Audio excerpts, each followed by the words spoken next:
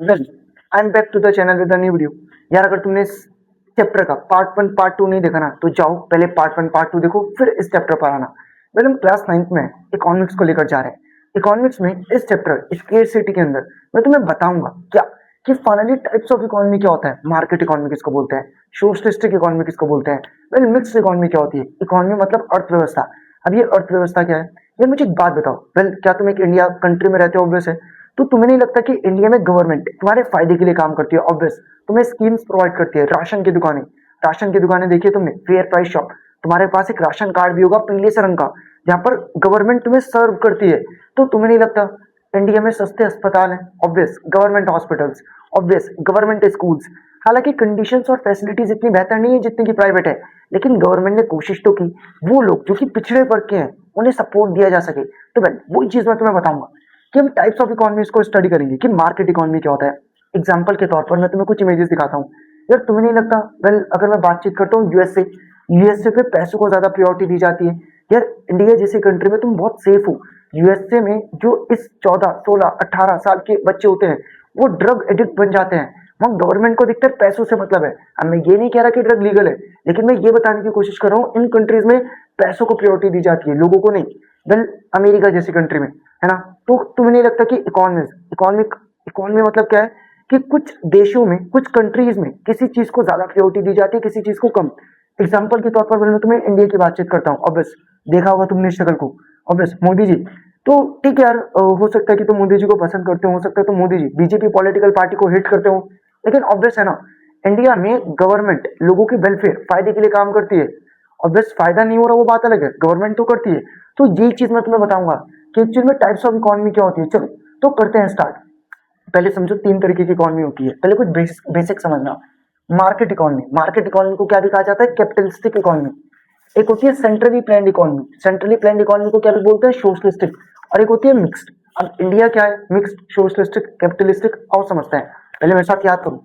Well, free market मतलब capitalistic, ठीक। Centrally planned मतलब सोशलिस्टिक, और एक मिक्स्ड। अब मैं बताता हूँ, मतलब एक एक करके समझते हैं। चलो तो देखते हैं। यार वेल, यहाँ डिफरेंस है। डिफरेंस से पहले मैं तुम्हें अपने तरीके से समझाता हूँ, फिर वो डिफरेंस रीड करेंगे। क्वेश्चन कैसे भी बन सकता है। क्वेश्चन सीधा पूछ सकते हैं, discuss about the types of economy. Question ऐसे भी पूछ सकते हैं, discuss about the capitalistic, discuss about the socialistic. तो बस तुम्हें लिखना आना चाहिए। आओ सुनो और समझो। यार वेल, पहले हम कैपिटलिस्टिक इकोनॉमी की बातचीत करते हैं, समझते हैं कि एक्चुअली में कैपिटलिस्टिक इकोनॉमी होता क्या है। मुझे एक बात बताओ, यहाँ तुम एक इंसान देखते हो, प्राइवेट एंटरप्रेन्योर, और यहाँ पर तुम्हें कई सारे लोग देखने को मिलते हैं, एक्चुअली में वर्कर्स। तो कैपिटलिस्टिक इकोनॉमी में एक्चुअली में गवर्नमेंट का कोई रोल नहीं होता। कैपिटलिस्टिक इकोनॉमी में जितना भी प्रोडक्शन होता है वो प्राइवेट एंटरप्रेन्योर्स करते हैं। मतलब तुम और मैं, सरकार कुछ नहीं करेगी, सामान हम बनाएंगे। यार एक दिक्कत है यार, बहुत ध्यान से सुनो। सामान बनाएगा मालिक, ठीक। मतलब ऑब्वियस है, मालिक ने तो पैसा लगाया, बना तो नौकर रहे हैं।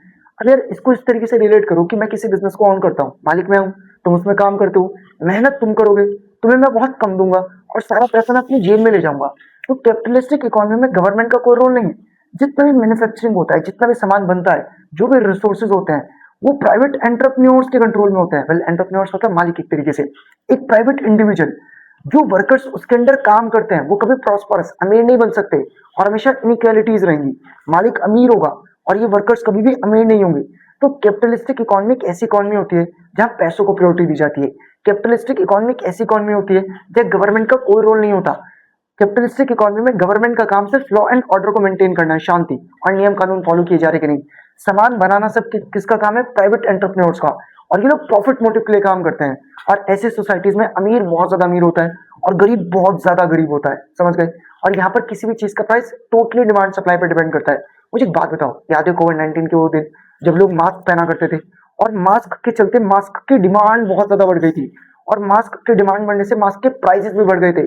तो ये वही टाइम है जब एक्चुअली में आप किसी भी चीज की या किसी भी कमोडिटी का प्राइस टोटली किस पर डिपेंड करता है? डिमांड पर। तो ऐसी इकोनॉमी को क्या बोलते हैं? Capitalistic economy.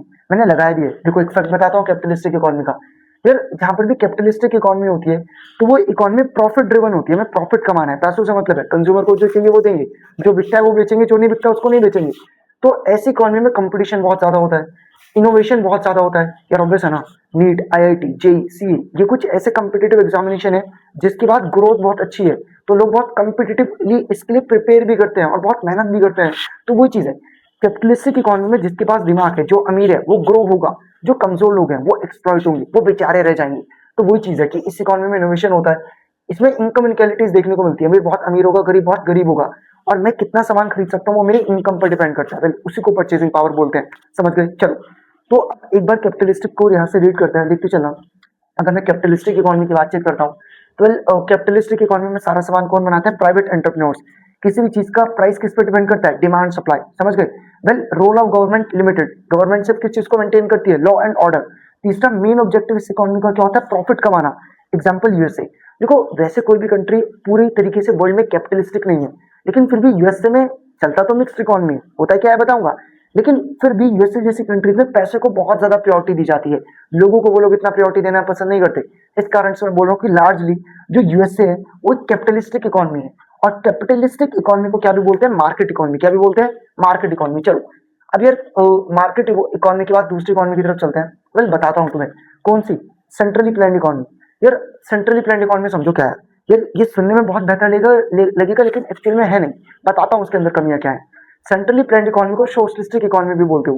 यार मुझे एक बात बताओ, क्या तुम्हें कभी ऐसा लगा कि तुम देखते हो फुटपाथ के किनारे कुछ लोग सो रहे हैं और वो गरीब हैं, तो तुम्हें नहीं लगा कि यार ऐसा क्यों है कि कोई अमीर कोई गरीब? क्या ऐसा नहीं हो सकता कि सभी के पास इक्वल डिस्ट्रीब्यूशन ऑफ रिसोर्सेज हो, कोई भी अमीर ना हो कोई भी गरीब ना हो? बस ऐसी ही इकोनॉमी को क्या बोलते हैं? Socialistic economy. और वेल अगर मैं सोशलिस्टिक इकोनॉमी की बातचीत करता हूँ तो सोशलिस्टिक इकोनॉमी को ही क्या कहा जाता है? प्लान्ड इकोनॉमी, समझ गए। तो ऐसी इकोनॉमी जहां पर रिसोर्सेज गवर्नमेंट के कंट्रोल में होंगे, ऐसी इकोनॉमी जहां पर प्रोडक्शन गवर्नमेंट करेगा, ऐसी इकोनॉमी जहां प्राइवेट एंटरप्रेन्योर्स को कोई भी इंपॉर्टेंट रोल नहीं दिया जाएगा, ऐसी इकोनॉमी जहां सभी के पास इक्वल डिस्ट्रीब्यूशन ऑफ रिसोर्सेज होगा, ऐसी इकोनॉमी फर्क नहीं पड़ता मैं कितना ज्यादा पोटेंशियल होल्ड करता हूँ, जितने पैसे कम मेहनत करने वाले को मिलेंगे उतने ही ज्यादा मेहनत करने वाले को मिलेंगे। और ये इसकी बेकार बात है। यार मुझे एक बात बताओ, तुम इस वीडियो को आकर देखकर अपना टाइम इन्वेस्ट कर रहे हो एजुकेशन पर, तुम मेहनत कर रहे हो।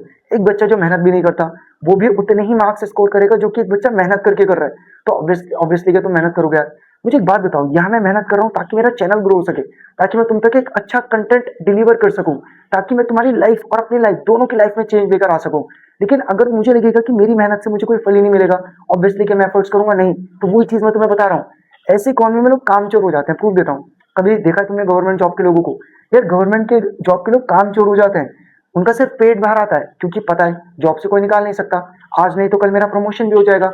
तो ऐसी इकोनॉमी जहां पर कंपटीशन बिल्कुल भी नहीं होता, ऐसी इकोनॉमी जहां पर गवर्नमेंट के हाथ में रिसोर्सेज होते हैं, ऐसी इकोनॉमी जहां पर सबको इक्वल डिस्ट्रीब्यूशन ऑफ रिसोर्सेज होगा, कोई अमीर कोई गरीब नहीं होगा, प्राइवेट एंटरप्रेन्योर्स का कोई रोल नहीं होगा, किस चीज को किस दाम पर बेचना है गवर्नमेंट डिसाइड करेगी। ऐसी इकोनॉमी को क्या बोलते हैं? सोशलिस्टिक या प्लान्ड इकोनॉमी। अब मेरा एक सवाल है, क्या वर्ल्ड में ऐसी कोई भी इकोनॉमी है? ऑब्वियस आज से पहले थी, अभी भी है, चाइना, नॉर्थ कोरिया। चाइना और नॉर्थ कोरिया सोशलिस्टिक इकोनॉमी, पता है क्यों है? सुनो ध्यान से, रीजन समझना। यार इस इंसान का नाम तुमने सुना होगा, किम। देखो क्या हेयर कट किया इसने। यार नॉर्थ कोरिया में ना एक्चुअली में डिक्टेटरशिप चलती है, तानाशाही। तो ये जो नॉर्थ कोरिया के डिक्टेटर है किम जोंग, यार एक्चुअली में ये लोगों को दबा कर रखते हैं, पूरा कंट्रोल इनके हाथ में, क्या बनेगा कैसे बनेगा। पहले तुम इंडिया में यूट्यूब नेटफ्लिक्स इनका यूज करते हो, वहां ऐसा एंटरटेनमेंट के लिए कुछ भी नहीं है। इसी तरीके से वहां पर हेयर कट कैसे कराना है वो भी गवर्नमेंट डिसाइड करेगा। यार स्कूल में तुम्हें हेयर कट के लिए रोक टोक लगाई जाती है, तुम उसमें परेशान रहते हो। कंट्री में तुम्हें सिर्फ इतने ही हेयर कट्स कराने हैं, क्या अजीब नहीं लगता?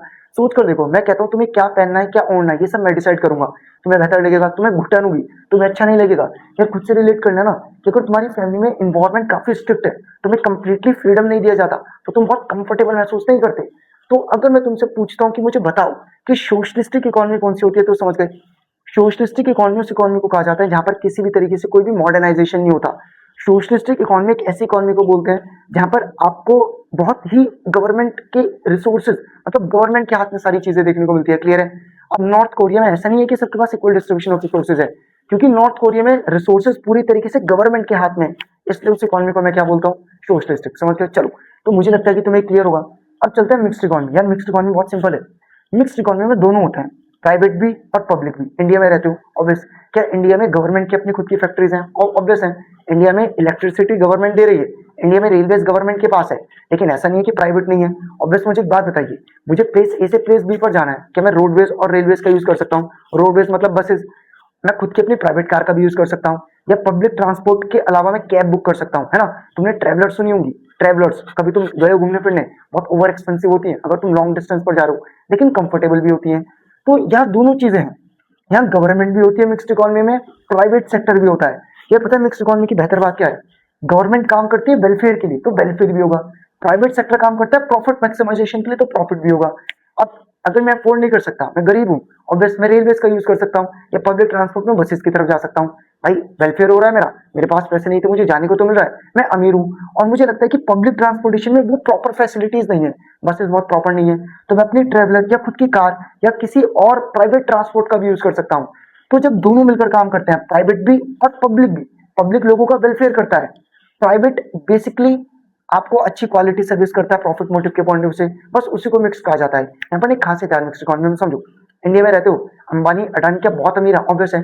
तो मिक्स इकोनॉमी में अगर आपके अंदर पोटेंशियल है, आपके अंदर दम है, तो आप ग्रो करोगे, आपको कोई रोकेगा नहीं।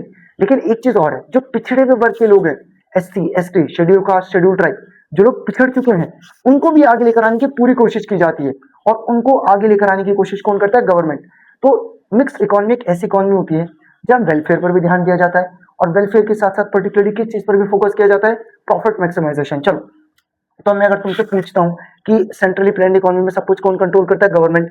किसी भी चीज का प्राइस कौन सेट करेगा? गवर्नमेंट।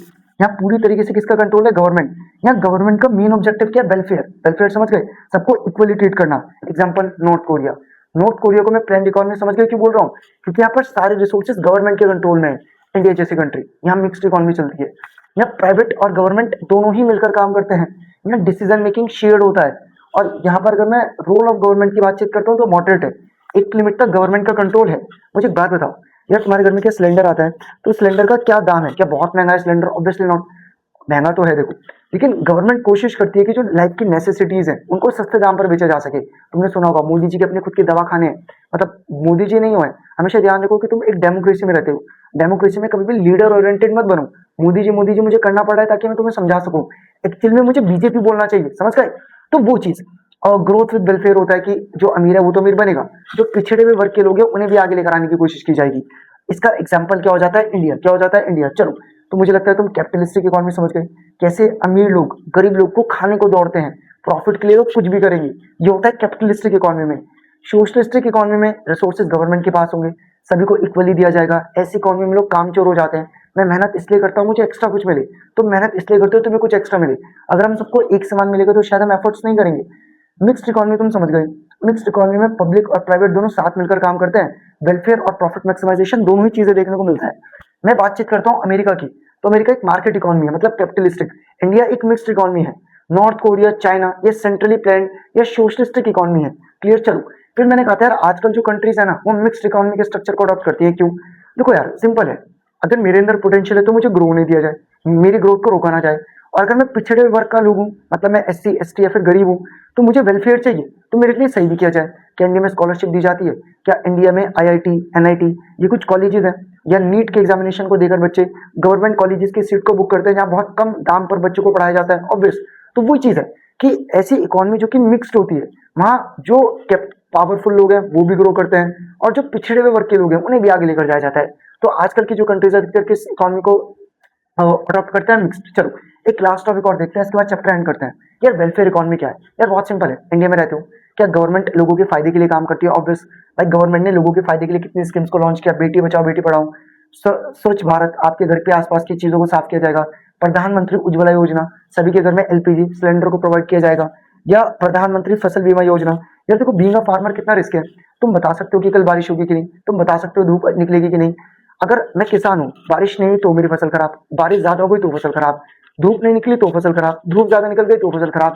अच्छा, बारिश भी सही धूप भी सही, कीड़े लग गए तो फसल खराब, बारिश भी सही धूप भी सही कीड़े भी नहीं लगे, बराबर वाले ने जलकर आग लगा दी मेरे खेत में तो भी फसल खराब। तो फार्मर्स के साथ बड़ी रिस्क है। तो फार्मर्स की रिस्क को कम करने के लिए कि अगर फार्मर्स का नुकसान हो जाए तो फसल किसी तरीके से खराब हो जाए तो फार्मर्स को कंपनसेट के तौर पर कुछ पैसा दे दिया जाए, इसके लिए भी एक स्कीम लॉन्च की गई थी, प्रधानमंत्री फसल बीमा योजना। इसी तरीके से स्किल इंडिया लॉन्च किया गया, स्मार्ट सिटी, डिजिटल इंडिया। तो क्या गवर्नमेंट ने लोगों के फायदे के लिए नहीं किया? ऑब्वियस। तो इंडिया में स्पेशली जो गरीब लोग हैं, पुअर या वल्नरेबल, मतलब जो खतरे में है गरीबी के या किसी चीज के रिस्क के, कोविड-19 के लगने से, क्या जो आपके जब कोविड-19 लगा तो जो मजदूर थे क्या उनको बहुत ज्यादा दिक्कत हुई? ऑब्वियस। तो वही चीज है कि वेलफेयर इकोनॉमी में वो चीजें आती हैं जो मदद करती हैं लोगों की, कि जो गरीब लोग हैं उनका फायदा हो, भला हो, उसी इकोनॉमी को वेलफेयर इकोनॉमी कहा जाता है। और मेरी रिस्पॉन्सिबिलिटी भी बनती है गवर्नमेंट की। तुमने सुना होगा मिड डे मील, ये गवर्नमेंट ने लॉन्च की थी। जो बच्चे प्राइमरी 8वीं तक के स्कूल में पढ़ते थे, सरकारी स्कूल, वहां बच्चों को मुफ्त में खाना दिया जाता था। तो अच्छी चीज है, ताकि बच्चे का न्यूट्रिशनल स्टेटस इंप्रूव हो सके। और ये याद रखना, मिड डे मील स्कीम को कब लॉन्च किया था? 15 अगस्त 1995। और इसको क्या भी कहा जाता है? पीएम पोषण, प्रधानमंत्री पोषण शक्ति निर्माण। समझ गए? वेल चलो, तो मुझे लगता है कि तुम्हें चीज क्लियर होगी। तो यहाँ पर तुम्हें बताया भी था कि गवर्नमेंट का क्या रोल होता है वेलफेयर इकोनॉमी में। तो गवर्नमेंट का रोल बहुत इंपॉर्टेंट है यार। तुम्हें अच्छी पब्लिक ट्रांसपोर्टेशन देना, तुम्हें अच्छी सड़कें देना, अच्छे अस्पताल देना, अच्छे ब्रिजेस देना, अच्छे रोड्स देना, ये गवर्नमेंट की रिस्पॉन्सिबिलिटी है। रिड्यूसिंग रिड्यूसिंग इनइक्वालिटीज, मतलब अमीर गरीब के बीच में जो समानताएं वो कम हो, अमीर बहुत अमीर ना बने, गरीब बहुत गरीब ना हो। ऑब्वियस गवर्नमेंट करती है, गरीब को सब्सिडीज दी जाती है, डिस्काउंट। एलपीजी सिलेंडर तुम्हारे घर में आता था तो उससे पहले सब्सिडी मिलती थी कि जो गरीब लोग हैं, जिनकी इनकम एक लिमिट से कम है, अगर आप 1000 रुपए देते हैं, आपको सिलेंडर 1000 का नहीं 600 का पड़ेगा। तो जो गरीब है उसी को 600 का पड़ेगा, जो अमीर उसको पूरे 1000 का पड़ रहा है। ये चीज है। इंडिया अमीरों की इनकम पर ज्यादा टैक्स वसूलती है। एग्जाम्पल देता हूँ, जीएसटी सुना है? नहीं तो ध्यान से सुना, नहीं सुना। गुड्स एंड सर्विसेज टैक्स को बोलते हैं जीएसटी। तो जो लग्जरी आइटम्स होती है उन पर ज्यादा टैक्स चार्ज किया जाता है। ये सब चीजें भाई, वेलफेयर स्कीम्स को गवर्नमेंट लगातार लॉन्च करती है। अभी हमने इतनी सारी स्कीम्स भी बड़ी, तुम्हें याद होगा मैंने स्कीम्स तुम्हें बताई थी ये। तो ये सब स्कीम्स वेलफेयर स्कीम्स ही तो थी। इसके अलावा गवर्नमेंट पर्टिकुलरली मार्केट्स को रेगुलेट करती है। ये कंज्यूमर का कितना ध्यान रखा जाता है। तुम जिन आइटम्स को खा पी रहे हो, तुम्हें देखना होता है कि क्या वो FSSAI के द्वारा प्रमाणित है। मतलब ये ऑब्वियस तुम्हारा राइट है कि जब भी तुम किसी भी कंज्यूमेबल आइटम को खरीदते हो, तुम चेक करो कि क्या ये मार्क है कि नहीं। जब भी तुम सोना चांदी खरीदते हो, चेक करो हॉल मार्क है कि नहीं। जब भी तुम इलेक्ट्रिकल अप्लायंसेस खरीदते हो, मर सकते हो, रिस्क है, उस पर चेक करो ISI मार्क है कि नहीं। तो गवर्नमेंट ने इस तरीके के लोगोस, स्टैंडर्ड्स को क्रिएट किया, बस यही है। फिर यार एक इंपॉर्टेंट पॉइंट आ जाता है सोशल सेफ्टी नेट, कि जो लोग गरीब हैं, मतलब पुअर हैं, अनएम्प्लॉयड, बेरोजगार हैं, बीमार हैं या बूढ़े हो चुके हैं, उनको बचाने के लिए गवर्नमेंट ने बहुत सारी स्कीम्स को लॉन्च किया।